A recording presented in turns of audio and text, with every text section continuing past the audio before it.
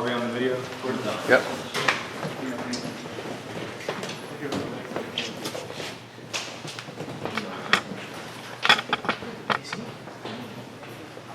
So, who was here last week?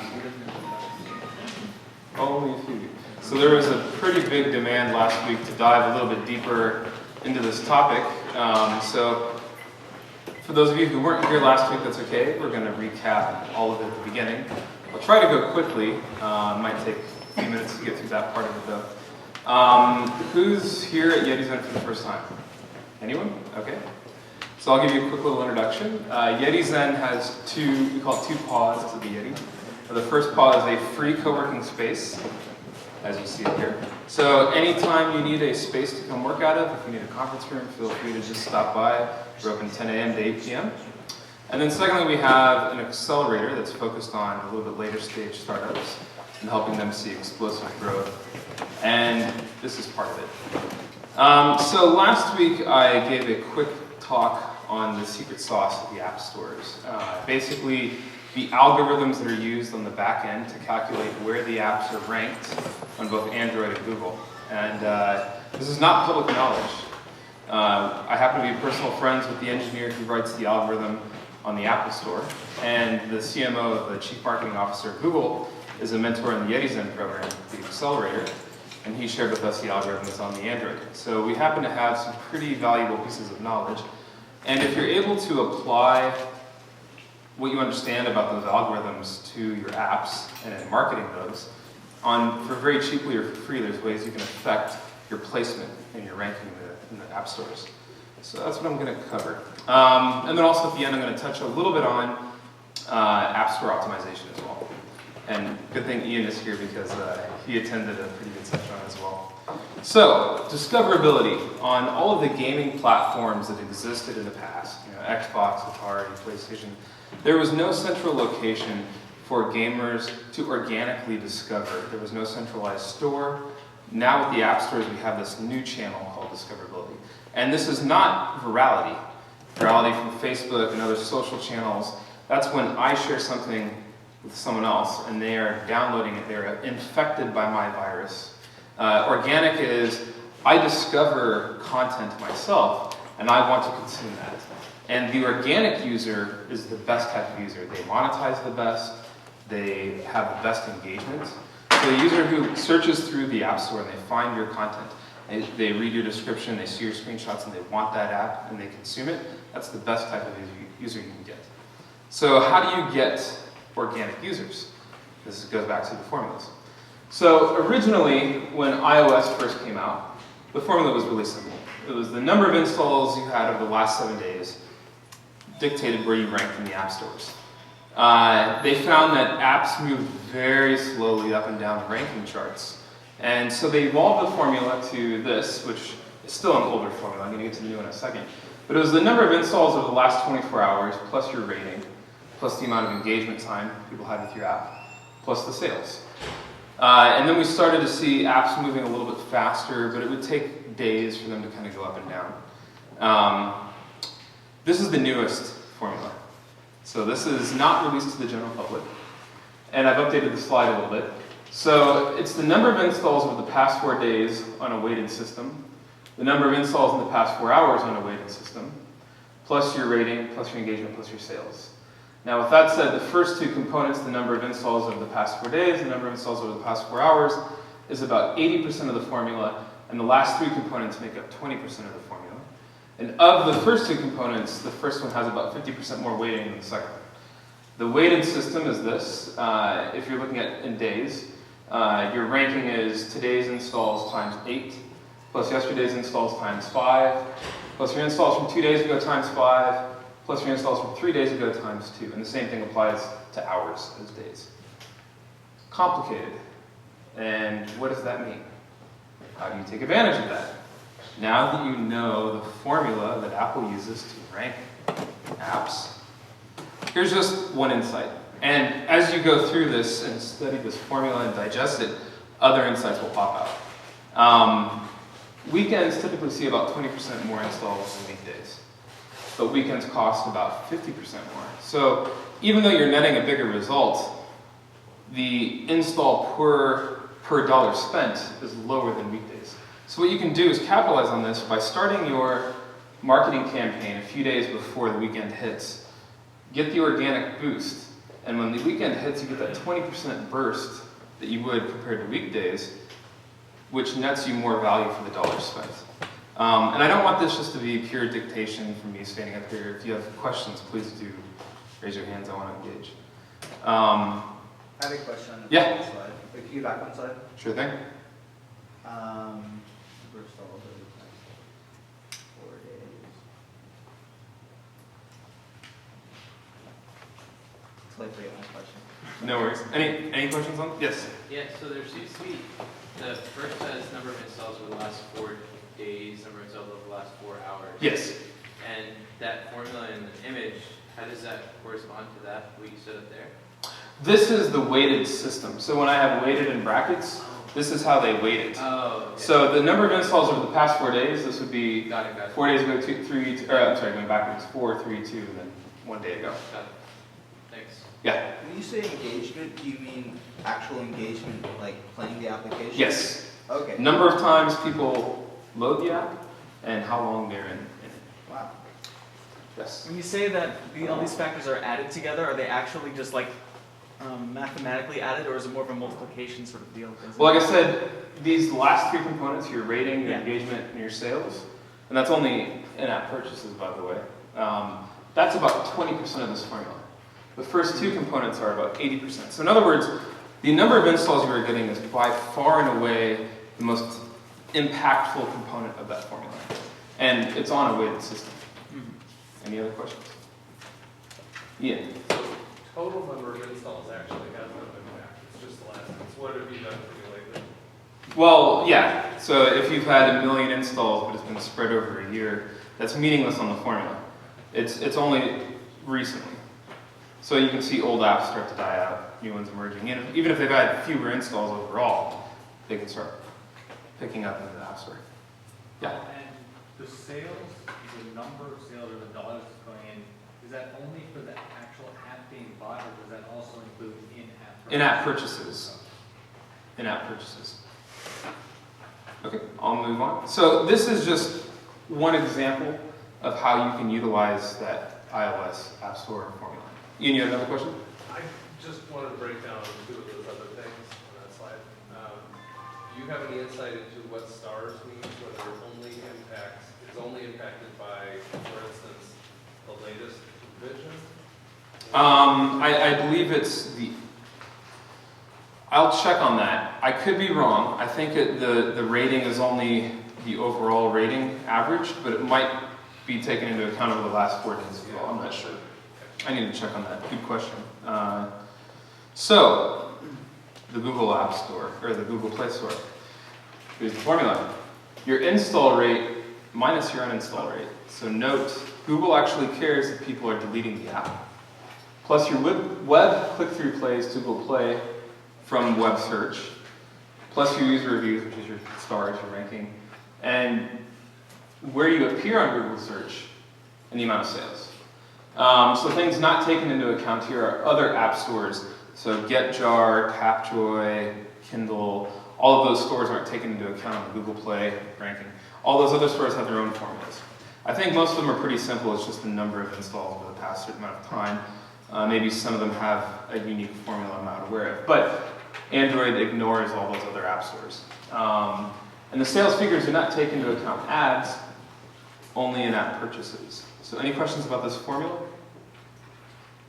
So here is an example of, here's an example of how you can take advantage of this formula. SEO is free.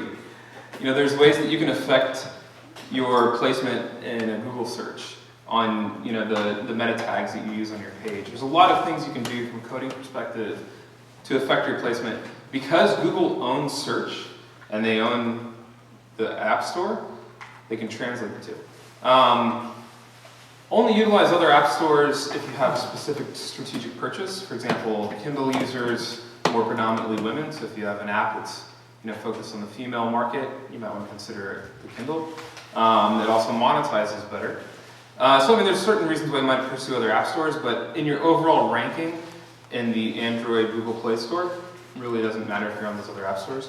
And the last thing is just a little bit of a sad note, but a big chunk of revenue from Android comes from ads, and this isn't taken into account. What was your question? On this, you're talking about the Google ranking of our page. So what page are you talking about? Search? No, what, search of what page? Oh, I'm sorry. Yeah. In this algorithm, what's your question? Google search is a factor in this. Yes, so your web click-throughs from Google to Google Play from web search. So when someone goes on Google and they search, card battle game, and they click through from Google to Google Play, that's taken into account in that formula. So you're saying the search. And separately, your SEO, where you're placed in the Google search, if that's your question, That's is the also question. factored into. So the web, the page of the app in the Google Play Store on the web, it's search ranking. Is that what you're talking about? No, not your ranking on Google Play. This is how you factor the ranking. This is the algorithm in the Google Play Store. And I'm asking about the SEO and the Google search factors. Yes. So I don't understand what those are. I think if I get the question right, I think I get what you're saying. It's like, if I have a Google Play app, that Google Play Store link, it's where that store link ranks for a specific search, right? Yes, yes, that's correct. Well, what's the search? So is it the app name, or like what? So we have two different apps. They're both competing in the rankings, and SEO is coming into it somehow. What is the search term that they're competing under? I'm not sure what the search, but there's a number of keywords. It might be looking at those specific keywords, and that we'll get to the App Store optimization on keywords a little bit later. Yes. What are the most important factors, and how is the percentage over here? I don't know the percentage breakdown in this particular formula. I just know that I do know that the install rate minus the uninstall rate is probably the most important factor. I don't know the percentages of how that formula is weighted. But they really care about whether the app is uninstalled. Yes? I was a little confused about the web click-through. If I've purchased advertising on somebody's website, and that ad has a link back to the store, does that count towards the web? Yes. Oh, well, I'm sorry. If it appears in Google search, it does. Not that line. Now, if it's click through to Google Play, yes. So they're tracking incoming to Google Play from other sites. So as you get hit on your Google Play page from other sites, sending traffic to that Google Play, that's tracked. Yes. So although it may not be monetarily efficient, I could just buy my way. Exactly. So I mean, Google owns search, and they make money. They monetize off of the search. So it's in their interest for that to be a part of the formula as well.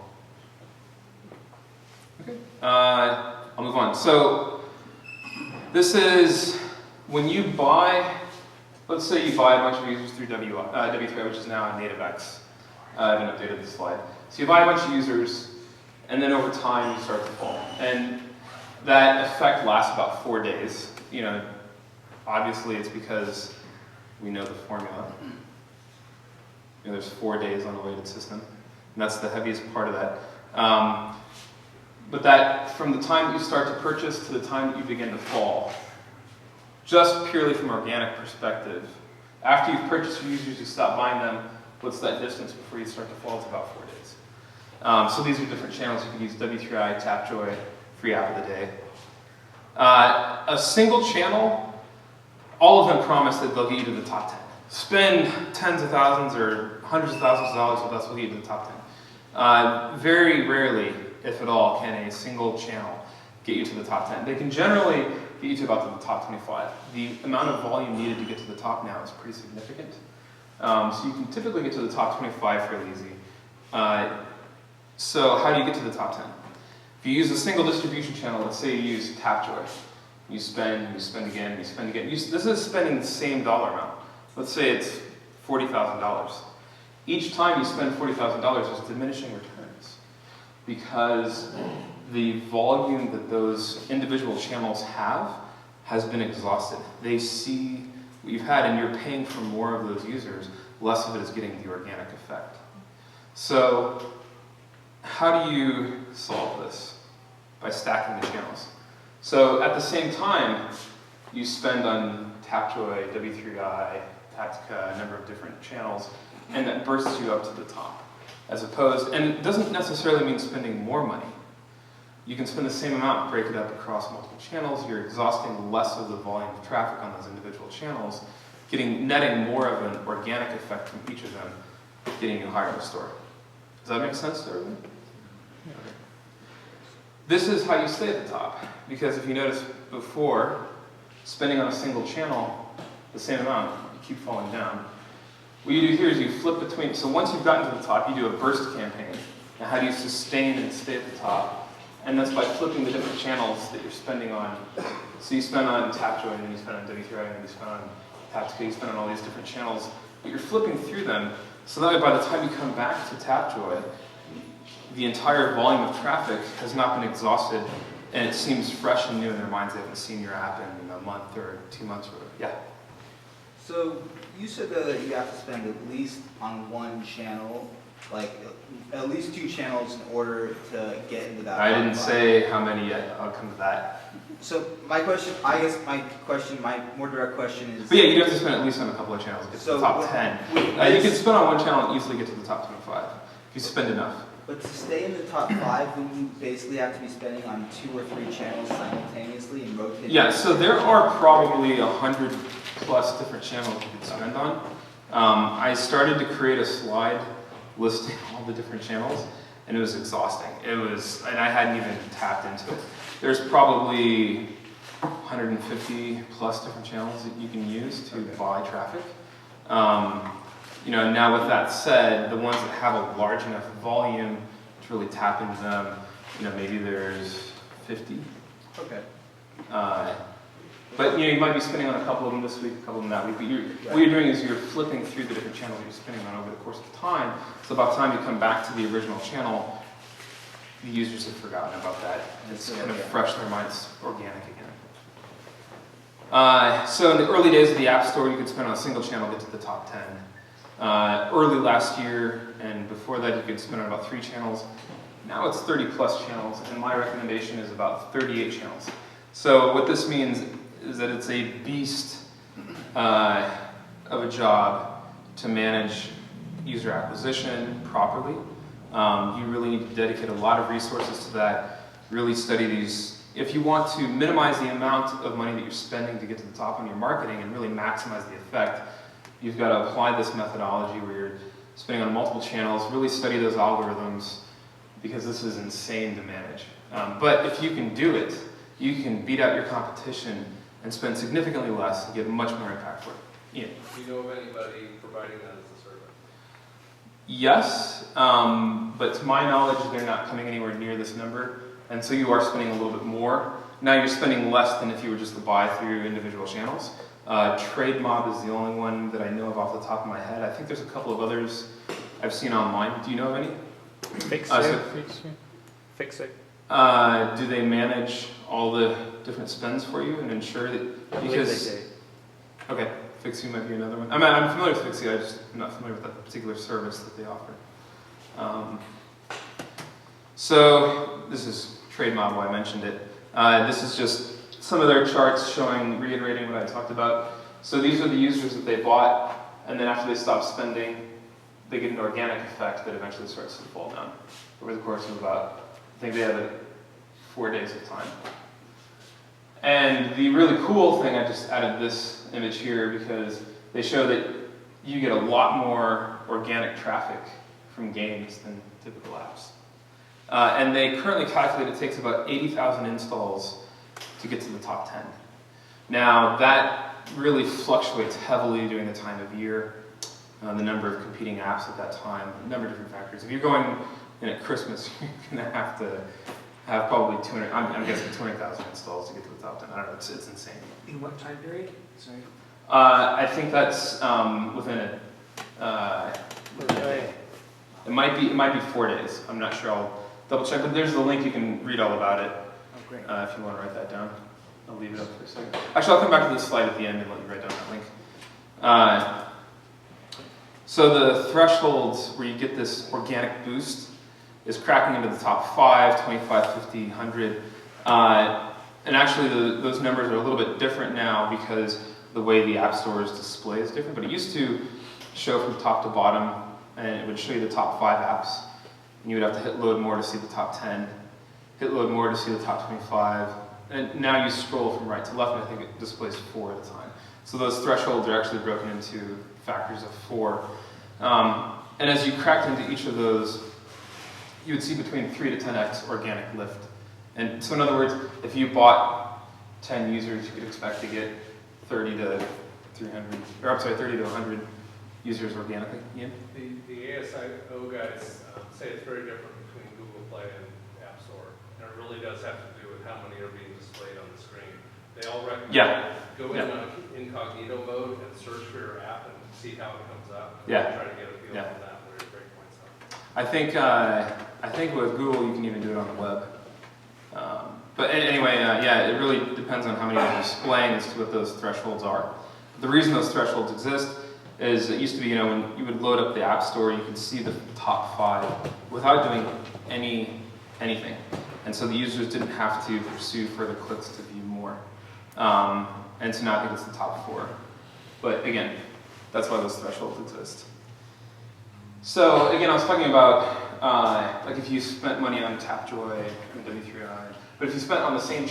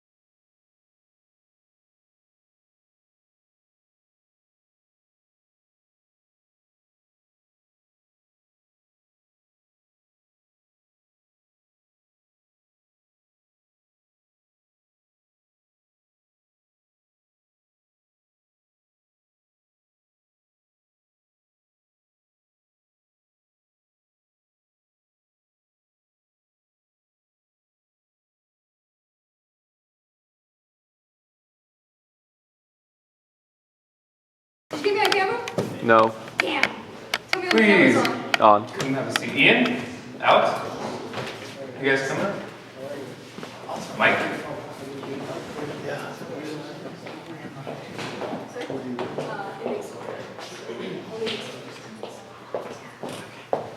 It's going to be an intimate setting tonight, huh?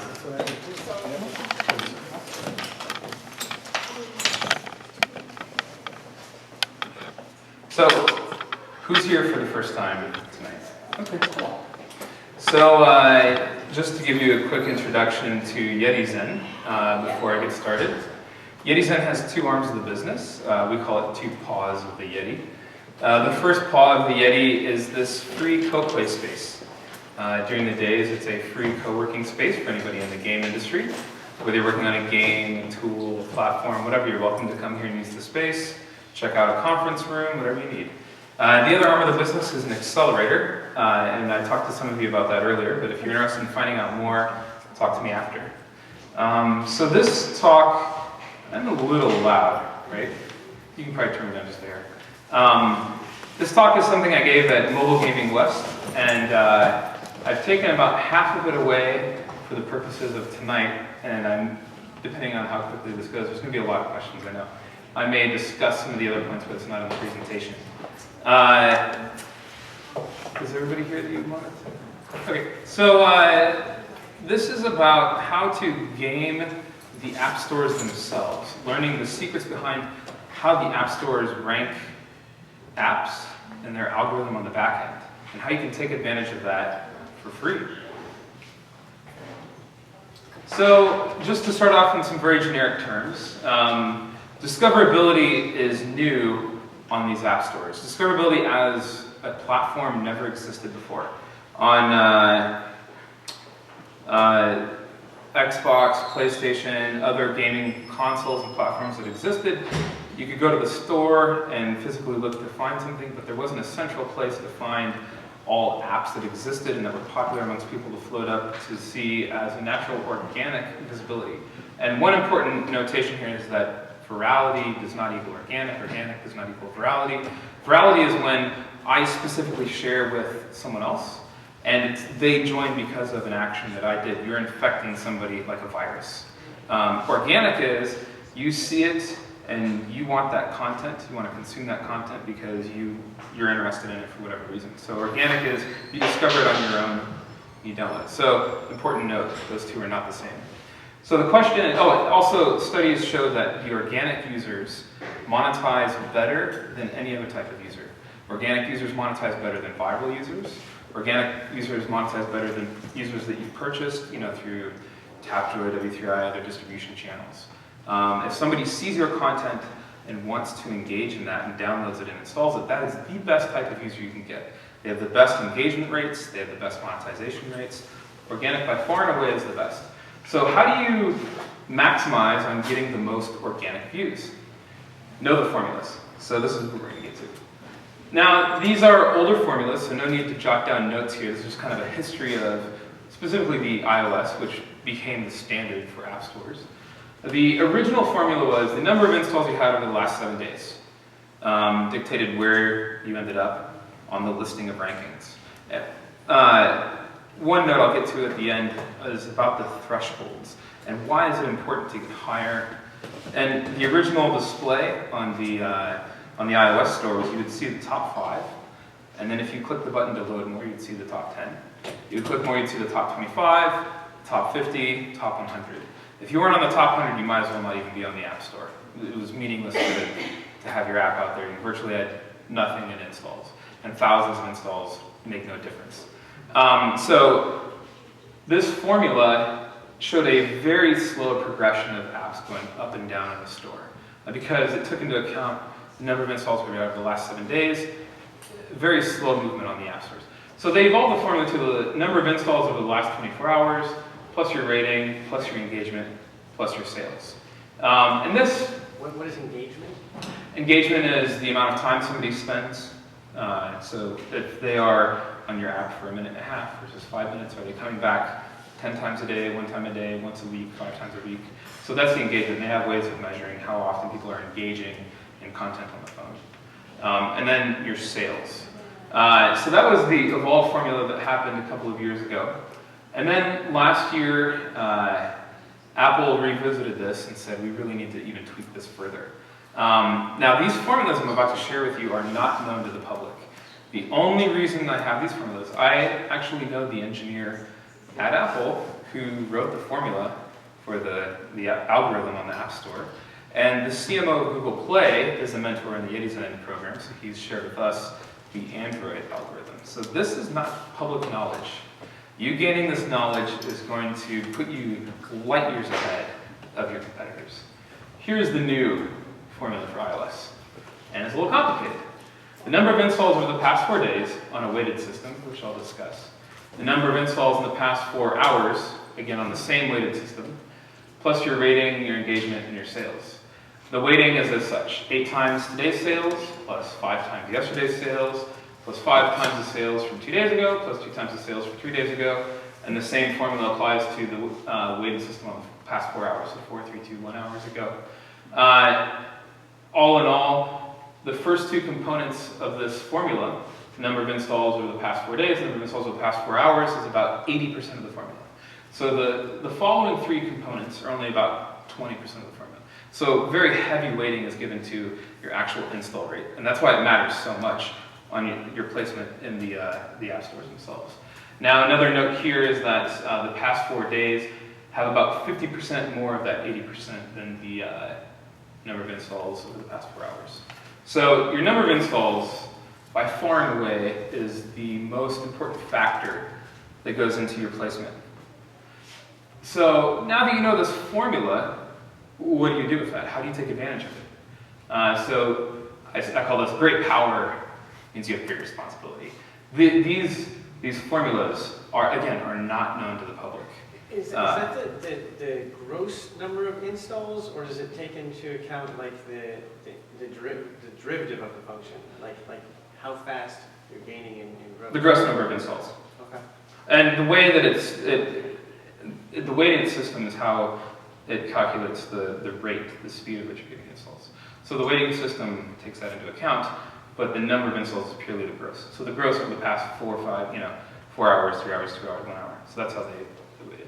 You're using the term sales. Yes. Do you mean downloads? Sales in this case, and I need to verify with my friend at Apple, but sales in this case is anything that's done through the iOS store. So as far as I know, ads are not taken into account. Right. Okay. Paid apps plus in-app purchases. Paid apps, in-app purchases, yes.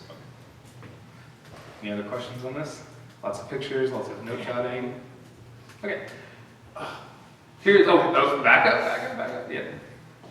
That's like the secret sauce. This is the secret sauce. I'm going to get to Android too. So, okay, again, that's the formula. Tell me when you got it from us, we will deny it. I will, other than what's caught on video, I can't deny. So, you now know the formula.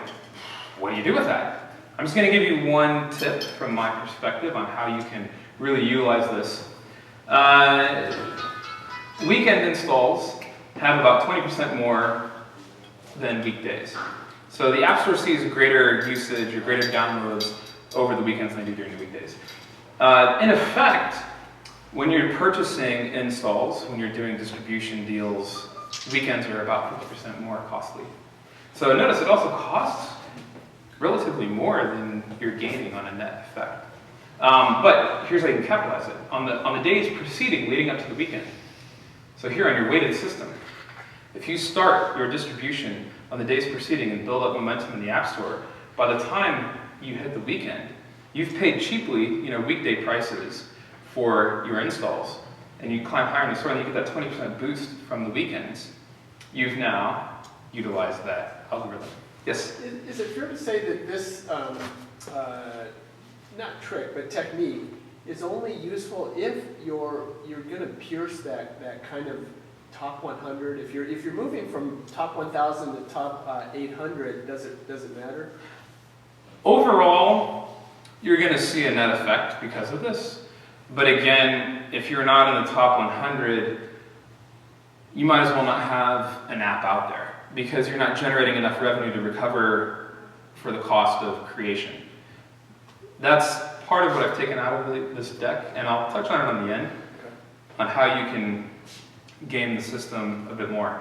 But my point is, studying these formulas, you can come up with ways to take advantage like this. This is just an example. There's a lot of ways you can utilize those formulas and use them to your advantage if you know what they're taking into account on those algorithms. So, Android. It's the install rate. Now this is really important. Install rate minus the uninstall rate. Android can track when someone deletes an app from their phone. Plus your web click-throughs to Google Play. Google owns web search, and they can see when someone clicks through from web to Google Play. Your SEO is also taken into account, and your sales. Things not taken into account, other app stores. So GetJar, Tapjoy, those other app stores that exist out there, Kindle. So when you're evaluating where to put your game, consider if you're putting it on other app stores, it's not actually going to affect your ranking. So you'll want to get a specific deal from those app stores. You want to get featured by Kindle, you want to get featured by Tapjoy or GetJar, one of those other, if you're going to utilize those other app stores. Otherwise, it's not even worth it to go in there. Yeah. When you say SEO, is that quantified in some way? Like, is there some numerical factor? Well, your ranking on Google search actually affects your ranking on Android Google Play. Right. The other note here is that sales figures here does not take into account ads, only in-app purchases. So how do you take advantage of Android? So here's some insights. SEO is free, right? There's things you can do on your page in the meta tags and other ways that you can increase your ranking on a search on the web. Whoa, that affects your placement in the Google Store. It's crazy. Again, I already talked about other app stores. And this is kind of a sad note here. If you're familiar with sales figures on iOS versus Android, a heavier chunk of it comes from ads. So unfortunately, when you're looking at this algorithm, the sales number is only looking at the in-app purchases. So that's a little bit of a disappointment on that, but it's something to consider. The biggest thing on SEO, though, or one of the largest things, is number of links from external sites. Yes, and guess what? That can be free too. Okay, yes, free with work and yeah, it takes a little bit of, elbow grease, right? It takes a bit of elbow grease, but the point is, you don't actually have to spend money necessarily to affect that algorithm. There are things you can do that are cheap or free or ways to game the system. If you study these algorithms, there's certain things that will pop out. I'm just giving you some examples. So basically, everyone who argues about, hey, if you don't have the marketing muscle that the big guys have, you can't make it in the App Store. These are ways that you could actually be smarter about things and still make it, right? It still takes work. There's nothing such as free, but you don't need billions of dollars and millions of dollars spent to get it. So I'm actually I'll go ahead and talk to that point real quick because I took out those slides from this deck. But one thing is that all of these distribution channels promise you, we'll get you to the top 10. Tapjoy, W3, all these guys are going to say, we're going to get you to the top 10 if you spend enough money on our channel. Now, every one of those distribution channels has a certain amount of volume. Not one of them can truly get you to the top 10 alone. Through the organic effect and virality and other things combined, if you spend enough on an individual channel, potentially you could crack into the top 10. Now, you can buy your way to about the top 25 with any individual channel. But a way to game the system is to decrease your spend on that particular volume of traffic and spend it across multiple sources. So instead of spending 50 grand on one, you spend 5 grand on 10 different sources. That way you're not exhausting the entire volume of traffic. That way when some people see it on Tapjoy and they see it again later, it's a different subset of that same volume of traffic. But seeing it's fresh in their eyes, they'll have better potential of clicking through. And that way, on the same amount of spend, you can burst higher into the store and get into the top 10. So as opposed to buying your way to the top 10 through one channel, or failing and getting to the top 25, you can spread that spend out across multiple distribution channels and get a much greater increased effect. And you can have more longevity. When you go back to those same channels and buy traffic again, you haven't exhausted that volume of traffic. They haven't seen it. It's fresh in their eyes. You're seeing a different subset of that volume. So there's a lot of secrets behind that that I took out of the deck for this purpose tonight. What do you feel is the is the perfect timing to get from effectively 0 to 60 or 0 to top 10? Is that a window of hours, days, a month? You can sit in the bottom 1,000 for several months before you crack in the top 10. However, those distribution channels are going to be less interested in working with you on rev share deals because you haven't proven that you have the engagement that's going to work. So the sooner you can get to higher rankings faster, the more willing that the distribution channels are to work with you and giving you better deals than the general public. So does it affect your placement in the store? No, but it can affect your ability to negotiate deals with those individual distribution channels and get better deals for them. And there are many investors who believe if you've actually been if your game has been out for a few months and it's actually not made it upwards towards the better numbers in the charts, then you're not going to get there. So that's more perception rather than reality, but it is a perception a lot of people hold. Okay. Yeah. Do these theories apply for apps as well as games? Well, yeah, this is not looking at any specific genre, and there's a lot to be said about specific category optimization. There's this whole new term that's emerged in the market in the past few months called App Store Optimization, ASO, as opposed to search engine optimization. And there's a lot to be talked about there. We could break that up into several talks over numerous evenings. App Store optimization, the icon that you use is hugely impactful. The description, the screenshots you use, there's ways to test it. But yeah, there's a lot to be said for that. So moving on, I mentioned these thresholds. Why do these thresholds exist? Each time you crack through to the top 5, the top 25, top 50, top 100, you see an exponential burst in traffic.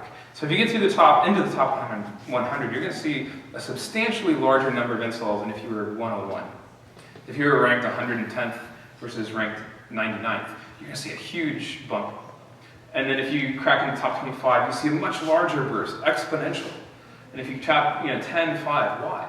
And the reason why is because the number of apps you see displayed when a user goes to the App Store on those, the ranked order, that's visible organic installs. The user has to do more actions to see more deeper into the store. So the higher you are, the less actions the user has to take, the more people that are going to see those. Does that make sense? And then, depending on the number of, what affects this, depending on the number of apps competing at each threshold, you can see about 3 to 10x on any of those as you break through those thresholds. 3 to 10x organic effect. Certain things affect it, the time of year, the number of competing apps in that category that you selected. And this, again, goes back to the App Store optimization. So this is when you're looking carefully at those categories, there's certain science behind it as to why you would choose one category of another. Even though you may feel that my app or my game applies more to this particular category, you might choose another category strategically to get better visibility, to get higher in the store on that particular category. So that goes back to App Store optimization. Do you have data on which categories are the most easily penetrable? So that, again, can be talked about forever. There is data out there on that. There are people who you can spend a lot of money on for consulting.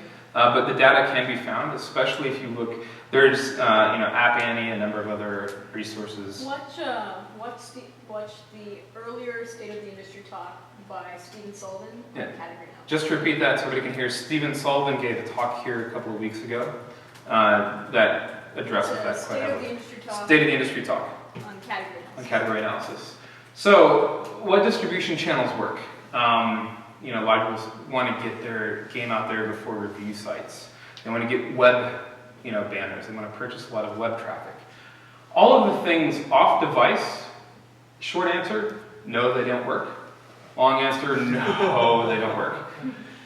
Anything off device, virtually zero effect. And when I say zero effect, I mean you might get featured, let's say 148 apps, one of the most widely read app review sites out there.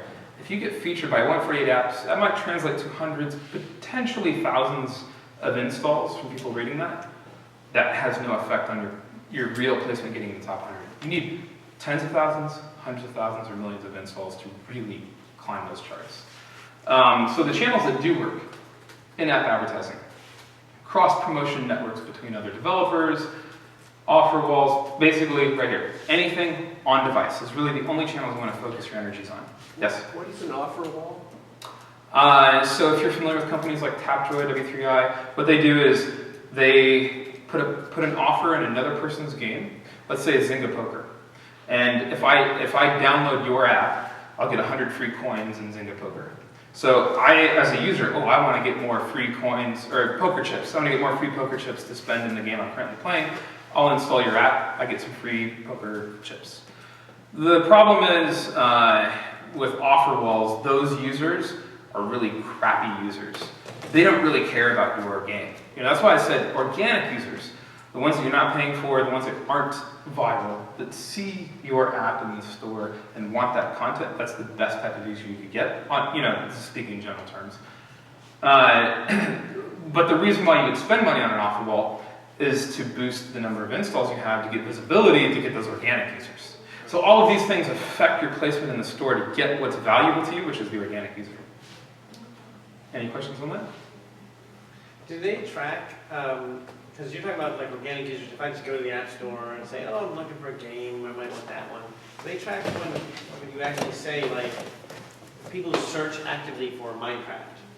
Like that's it, that's where I go on there, my friend told me about it, I want it, so I actually search for it and get it. So that is, again, App Store optimization. There's search terms that you can build in for your app.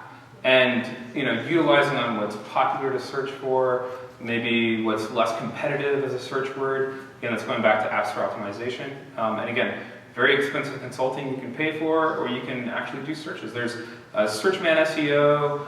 There's a whole slew of tools out there that are free to use, or even some paid to use tools that you can do in researching your App Store optimization strategy. Any other questions about this? Is it going to be on your website? I mean, like this on YouTube or something? We will have the videos available somewhere soon. I can't announce that yet. But in 2 weeks, we have the videos available within 2 weeks of every event.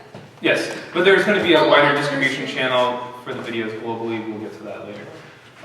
So again, just in short, anything off device, don't put your energies into it. It's good for branding for your company, so people recognize the name Zynga, they recognize Pocket Gems, they recognize that. But on your actual installs, it's virtually useless. You want to look for everything that's on device, so the only channel to work.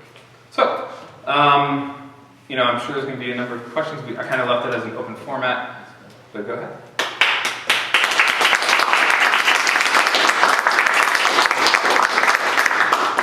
Wow, okay, Mike.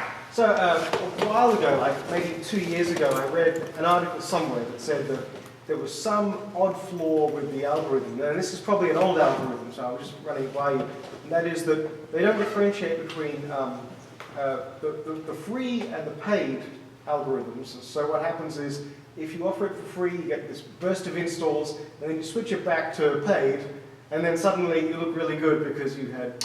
Well, okay, so there's certain categories. So there's the overall score.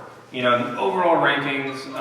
You want to be top in that. It's going to be very expensive to get there. It's going to be very difficult to compete. Sometimes somebody might want to compete just on the paid or just on the free. So what a lot of people do is free gets a lot more installs. So what they're trying to do is compete on the overall categories, but then they want to flip to paid to net more revenue once they're higher in the store. But that's for the overall category. Now within the individual categories, there's overall paid, which if you gave out a free app, doesn't affect your placement in the paid. If you have a paid app, it doesn't affect your placement in the free. But overall, it affects your placement in the stores. So there's certain strategies for monetization or purely for distribution reasons that you would go from flip from free to paid, or even vice versa. If you've had an app out there for a while that's paid, you may flip it to free to then gain more distribution. Yeah. If you had an app out there that's free and you've got wide distribution, you may flip it to paid to net more revenue. If the users that you have aren't a free-to-play type of user. If they're more high-end, engaging content users, you may want to have a paid version. So kind of the hardcore market definitely isn't affected by the paid, but the casual market definitely deters when you go to paid. There was a question in the back? Yeah, when you talk about the top 5, top 10, top 100, and how worthless it is to be in below top 100, is that overall or per category? Both. So you want visibility on the store anywhere, right? Now, of course, if you're overall, you're going to get more visibility than an individual category, but you may not be able to have enough revenue and funds to get you to overall. So maybe you want to focus on a category that's underutilized. You might say strategy games, for example. Oh, there's not a lot of competition there right now at this time of year with the competing apps. They're all competing in these other categories. I'm going to go after that category and get higher rankings to get some visibility, to get some organic installs. Look at comparables, things that worked on other platforms, right, that are not in mobile yet, or worked in other countries that are not in mobile in the US App Store. There's also, so going back to App Store optimization, there's also regional optimization as well. So maybe you want to focus on a particular region. Some people just look at regions that I want to go after the US market, I'm going to use another region for testing purposes. But maybe there's other regions that are valuable because you get lots of good installs, so they're good monetizing users. Maybe they're poor at monetizing, but you can get wide distribution, so you're going to flip over to an ad-based version. So for example, China.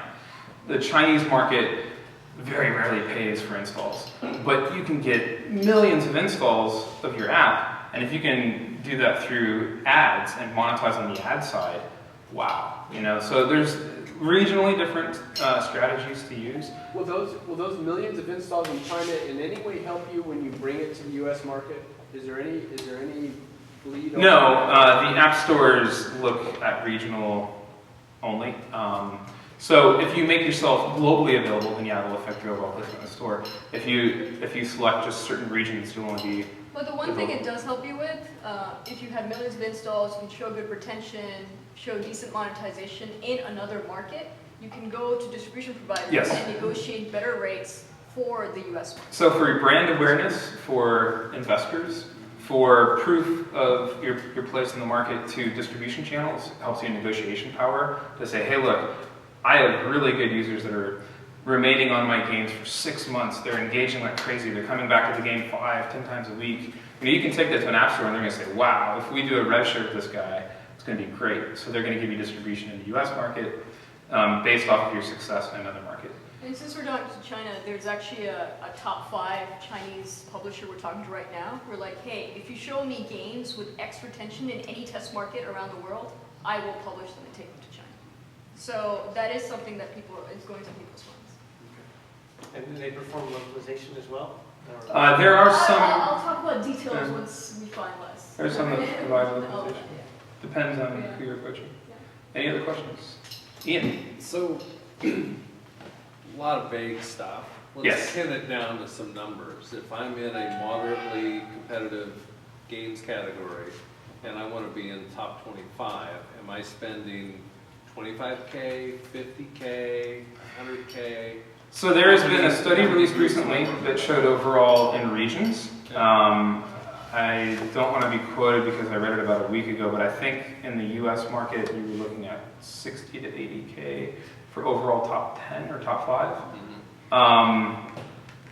But this was also a company that did not utilize as many distribution channels.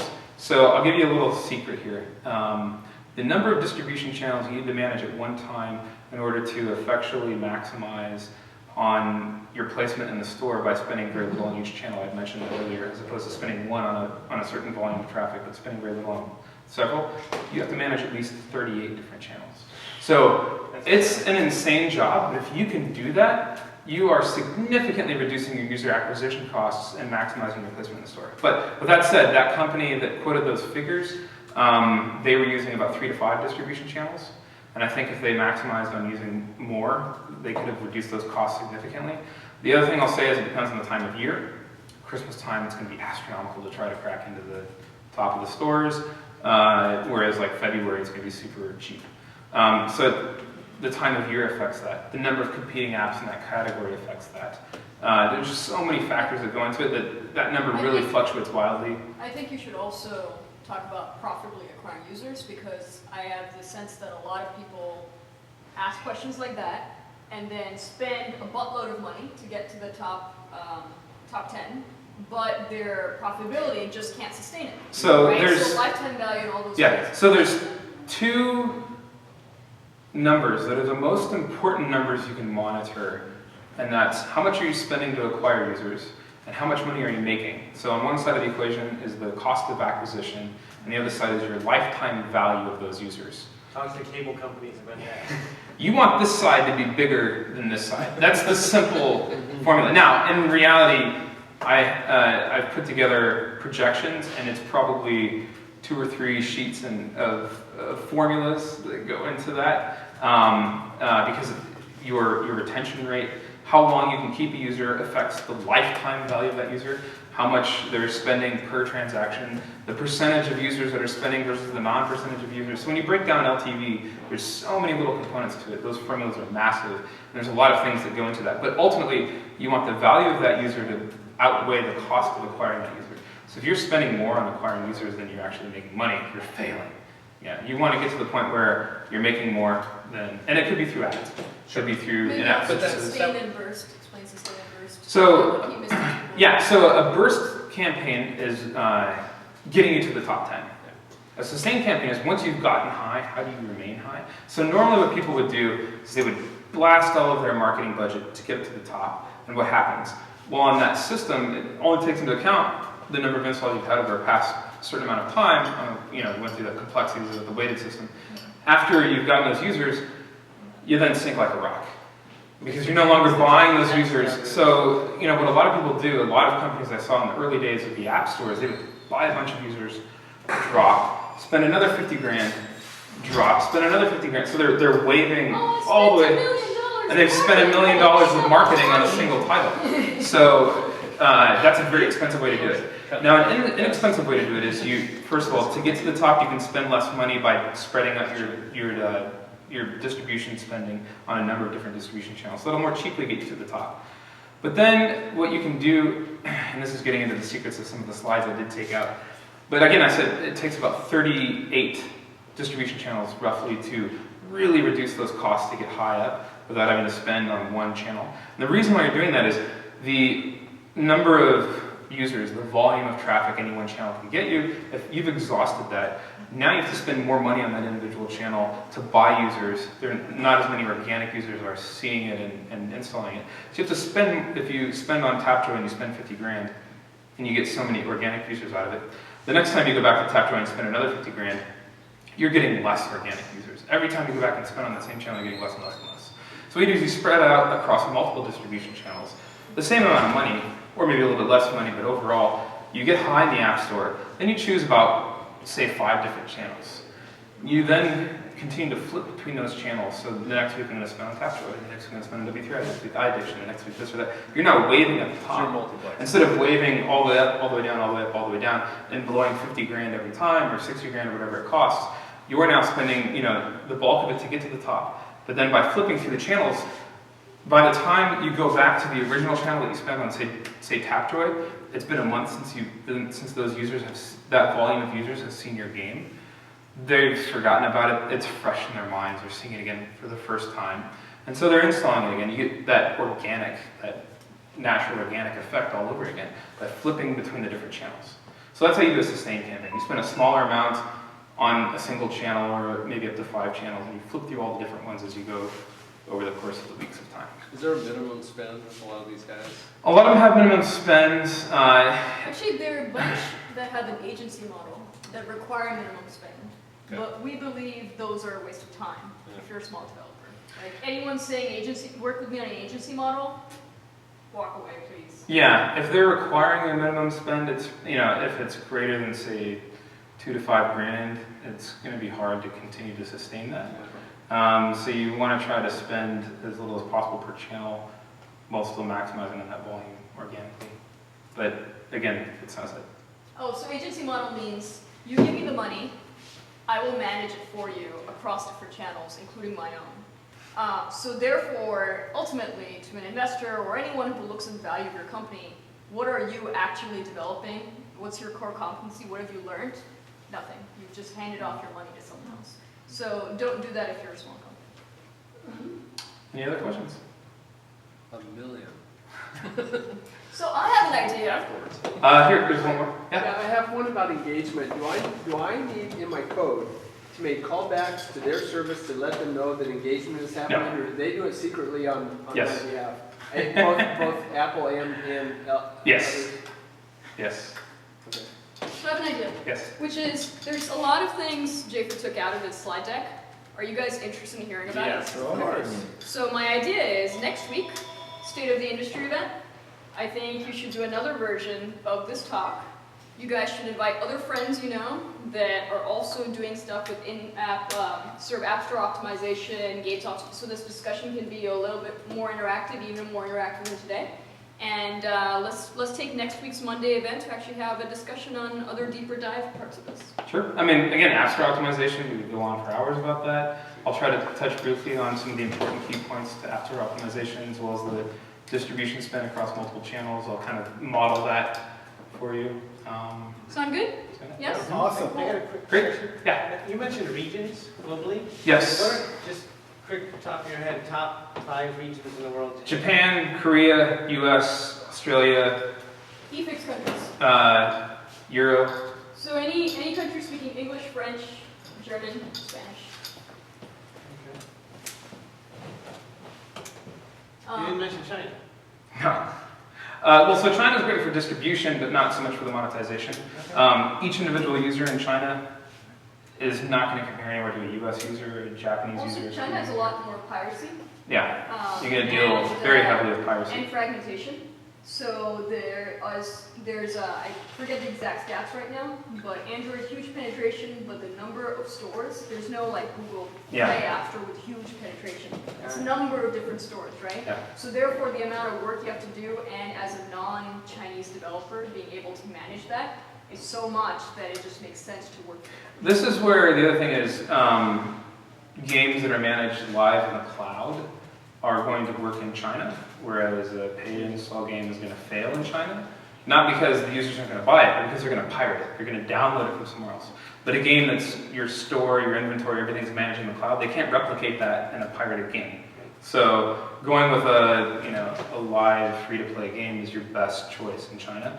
And maybe even minimizing the amount of in-app purchases, but maximizing the ad space and things like that, combined with a free-to-play cloud-hosted game, is going to be your best bet for the Chinese market. And there are countries that we don't think of. We are very like US-centric. Like freaking Colombia has, gosh, over a 70% credit card penetration.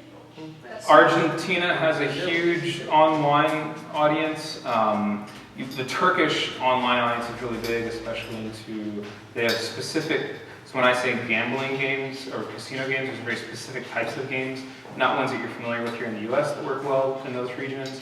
The Arabic market, there's a huge hole in that market right now, and there's a massive number of installs that are starting to happen across Android. There's just a lot of really interesting things if you started analyzing the specific regions globally. Yeah. There's an interesting play going on in Argentina right now. Google stopped paying Argentinian developers. Basically, anybody who had their company based in Argentina is no longer getting revenue from Google Play Store. And so all of those guys suddenly are looking for other ways to monetize and move out. Another thing it is, also means a whole bunch of consumers that we're spending are looking for localized. Another thing is the Orchid, if you're familiar with that platform, which was a competitor to Facebook that did very well in a lot of Latin countries, recently has kind of shut down. And so you're seeing a massive explosion of developers migrating to mobile. And you see, users that are migrating away from Orchid and Facebook to mobile. And so there's this now kind of explosive growth in Latin countries too on mobile games. So again, regional analysis is going to go a long way towards the type of game you're making. If you're making a paid install game, Korea, Japan, two of the highest monetizing regions for paid installs. Free-to-play games, Japan, US, Australia. Anyway, any other questions? How does Canada compare to Australia in terms of? Okay, so there's different theories as to why you would test in one region over another. Most popularly, people have always chosen Canada to test in. The reason why is the time zones. It's easier to test during your workday when users are heavily using your app during the day. Whereas if you went somewhere else globally, if your app is crashing and there's problems for testing purposes, it's hard to address that if your staff is at home sleeping at night. And what we've discovered is that Canada reflects very closely the behavioral patterns of the US market. So if you're testing for behavior engagement purposes, Canada's a great place. If you're testing for monetization purposes, you want to see if your monetization strategy works, you want to test in the Australian market. Australians monetize very similar to the US market. So at one point you're ready to test your engagement, make sure that's right before you implement your monetization scheme into the game. So first I would say test in Canada. Once you've got the engagement down pat, then start testing in Australia. Once you've got the monetization down pat, then open it up globally or US or whatever regions you're focusing on. You didn't mention anything about Russia or India. So right now, so in India, feature phones are still hugely, is most of the penetration in the market now. Now again, Android is an open platform, so some very cheap phones are starting to see an increased volume in India. So there's a lot of attention starting to shift from some of the dominant players towards the Indian market. Payment is still fragmented. Payment is fragmented, so it's usually going through carrier. Sonya's very familiar with this. She could probably address it in depth maybe next week, but same with the Russian market. So it's not as simple as going through the App Store and app purchases. There's deals that have to be negotiated with the carriers. There's certain parties that represent developers that can go to the carriers and you can get featured. Russian market is the easiest market to make payments because everyone is paying with cash through the cash machines, which are everywhere. But how does a developer collect on that? You have to have some sort of integration. No, you go to the companies like CCO. That's what I'm saying. You have to approach as a developer those individual countries and and your representation. market, you just integrate with this one platform, and for like 3% cut, they will process all the payments on this territory, all the possible payments. So it's pretty easy if you figure out that there is one solution provider. So you have to do research on those regions and find out how do the payments work. Payments don't work the same everywhere. So again, there's that kind of pain in that process, when you're deciding on regions, and then you have to figure out where to approach. In the Russian market, that's where you monetize that, or where you collect your payments, not where you monetize. But any other questions? Okay, well, I'm just going to wrap up now. Thank you very much.